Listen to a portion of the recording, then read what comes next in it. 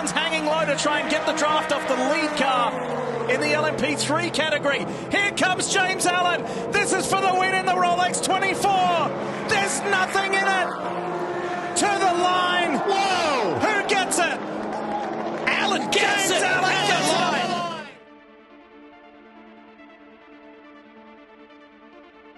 it. Yeah, when you think about the loss, unfortunately we're on the wrong side of history. It was the closest loss or the closest win, depending on what side you're on, 16,000th.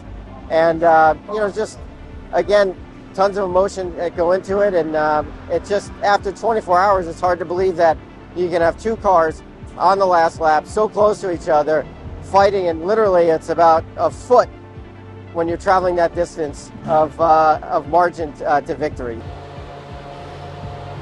It's a hard one to. You put your life and soul into it. Or we do as a team. I don't look at this isn't a job. This is our life. The kids take a back seat. Everything takes seconds to this. So you work for a year with everything you do, even though this is only a 2 week, but you put a whole year's worth of effort into making these 2 weeks work, like you do with all the races.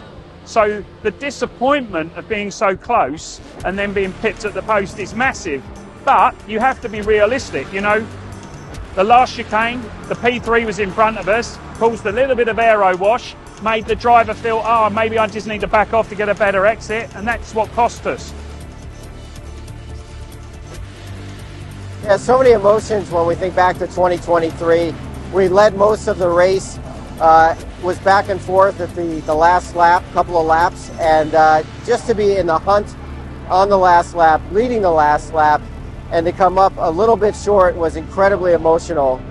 There's not many times in your life where you're going into the last lap and the last turn thinking you're going to win the race, hope you're going to win the race, and have it snatched away.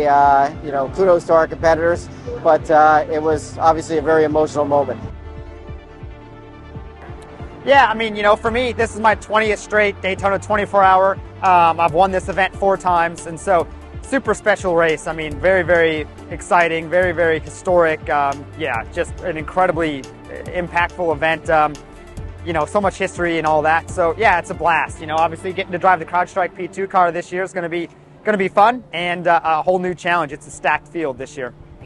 Yeah, I know last year was tough for George and the Crowdstrike team. Obviously they did a great job. They put the program together just a few months before the race. And so to come out and finish in second was an unbelievable feat. I know it hurts when you're that close to winning the race.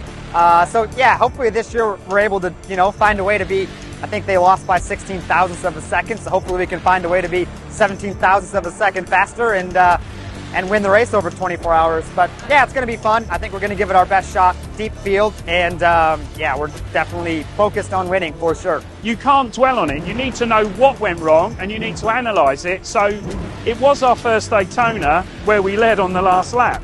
So now we've actually put procedures in place that we can help the driver a little bit better. There was something we could have done that would have enabled us to finish in front, not by a lot, but there was something we could have done which we've actually done and put into place now. But sometimes you have to learn the hard way, and it was a bitter pill, but we've learned.